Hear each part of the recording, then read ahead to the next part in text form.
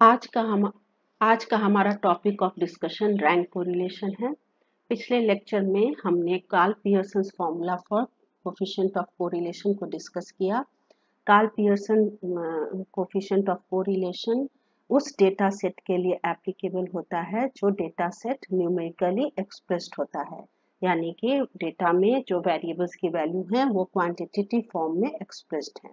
ऐसे data set के लिए ऐसे दो वेरिएबल्स के बीच में अगर रिलेशनशिप हमें फाइंड आउट करना है तो हम Karl Pearson formula for coefficient of correlation use करते हैं। लेकिन रियल लाइफ में कई बार हम ऐसे फिनोमिना को डिस्कस करना चाहते हैं, उनके बीच के रिलेशनशिप को स्टैब्लिश करना चाह सकते हैं जिनकी वैल्यू क्वांटिटेटिव फॉर्म में एक्सप्रेस्ड नहीं है, जिनकी वैल्यू न्यूमेरिकल फॉर्म में एक्सप्रेस्ड हो भी सकती हैं या फिर नहीं भी हो सकती हैं। मान लीजिए कि वो न्यूमेरिकल फॉर्म में एक्सप्रेस्ड ना हो और हमें फिनोमिना के बीच के रिलेशनशिप को मेजर करना हो। ऐसे समय में हमें जिस फॉर्मूला का हेल्प लेते हैं वो है Spearman's formula for rank correlation. तो ये क्लियर है कि Spearman's formula for rank correlation वैसे फिनोमिना के लिए हम यूज करते हैं जो कि क्वालिटेटिव फॉर्म में एक्सप्रेस्ड हैं। फॉर्मूला है आपका R is equal to 1 minus 6 summation D square upon n with in bracket n square minus 1। यहाँ पर D है आपका R1 माइनस R2। R1 है rank order of the first data series, R2 है rank order of second data series और n है आपका total number of observations. आप R1 और R2 को समझना चाहते हैं तो आप इस एग्जाम्पल को देख सकते हैं। हमारे पास 10 स्टूडेंट्स का डेटा मौजूद है, उनका रैंक मौजूद है, रैंक का डेटा मौजूद है जो रैंक उन्होंने सब्जेक्ट इंग्लिश में और सब्जेक्ट स्टैटिस्टिक्स में अचीव किया। आप देख सकते हैं रोल नंबर 3 को इंग्लिश में फर्स्ट रैंक मिला है, स्टैटिस्टिक्स में रोल नंबर 3 को इंग्लिश में फर्स्ट रैंक मिला है, रोल नंबर 10 को इंग्लिश में सेकेंड रैंक मिला है, रोल नंबर 9 को इंग्लिश में थर्ड रैंक मिला है, रोल नंबर 4 को इंग्लिश में फोर्थ रैंक मिला है, रोल नंबर 2 को इंग्लिश में फिफ्थ रैंक मिला है, so and so fourth. Statistics की बात करें तो रोल नंबर 8 को स्टैटिस्टिक्स में फर्स्ट रैंक मिला है, रोल नंबर 3 को सेकेंड रैंक, रोल नंबर 6 को third rank, so and so fourth. और आपको मालूम है कि रैंक जो है वो क्वालिटेटिवली एक्सप्रेस्ड फिनोमिना है। आपका यही डेटा आपको मार्क्स के फॉर्म में जब मिले तो उसको कहेंगे, मान लीजिए कि डेटा आपको अगर इस फॉर्म में मिला हुआ है जिसमें कि यहाँ पर रैंक ना होके अगर ये मार्क्स हो, ये मार्क्स इन इंग्लिश हो और मार्क्स इन स्टैटिस्टिक्स हो, तब भी आप रैंक कोरिलेशन यहाँ पर फाइंड आउट कर सकते हैं। यानी कि रैंक कोरिलेशन हम दोनों केस में अप्लाई कर सकते हैं।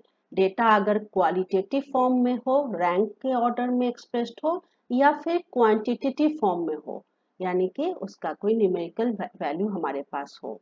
लेकिन हमें क्या करना होगा, पहले इस वैल्यू के बेसिस पे डेटा का रैंक ऑर्डर तय कर लेना होगा। जैसे कि हाईएस्ट किसको मिल रहा है, रोल नंबर 3 को हाईएस्ट, तो इसका रैंक क्या बनेगा, 1, फर्स्ट रैंक पर आप इसको रखेंगे। तो जैसे कि यहाँ पर मैंने लिख के रखा है रोल नंबर 3 का रैंक 1। सेकेंड पोजीशन पे है रोल नंबर 10 विथ मार्क्स 90, इसलिए रोल नंबर 10 को हमने दिया सेकेंड रैंक। इसी तरह से हम दोनों इंग्लिश और स्टैटिस्टिक्स में मिले हुए मार्क्स के बेसिस पे, अगर मार्क्स का डेटा अवेलेबल हो तो मार्क्स के डेटा के बेसिस पे हम उनका रैंक निकाल लेंगे और तब हम फॉर्मूला अप्लाई करेंगे। अगर डेटा में सीधे रैंक दिया हुआ है तो हम डायरेक्टली फॉर्मूला में इसको अप्लाई कर लेंगे। तो बात चल रही थी R1 और R2 की, तो आप देखिए जो फर्स्ट डेटा सीरीज में जो रैंक है उसको हम R1 कहते हैं और जो सेकेंड डेटा सीरीज में रैंक है उसको हम R2 कहते हैं।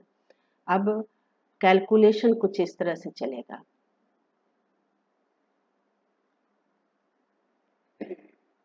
देखिए हमें क्या करना है, हमें डी निकालना है, इसलिए हम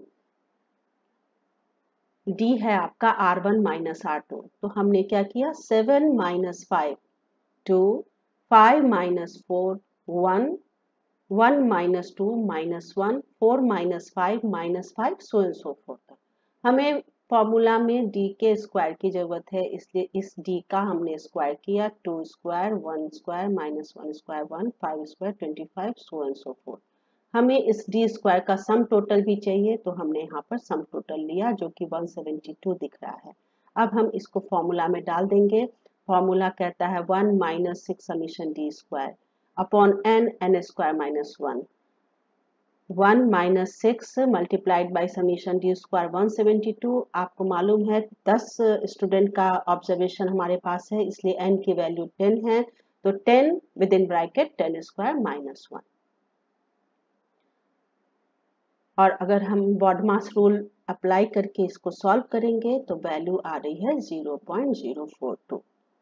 तो 0.042 पॉजिटिव है, लेकिन ये वैल्यू 0 के काफी करीब है, इसलिए हम कह सकते हैं कि there exist on the basis of given data. जो डेटा गिवन है उसी के बेसिस पे हम कोई रिजल्ट निकाल सकते हैं, इसलिए हम लिखते हैं on the basis of calculated value of R it can be said that there exist negligible correlation between marks obtained in English and marks obtained in statistics.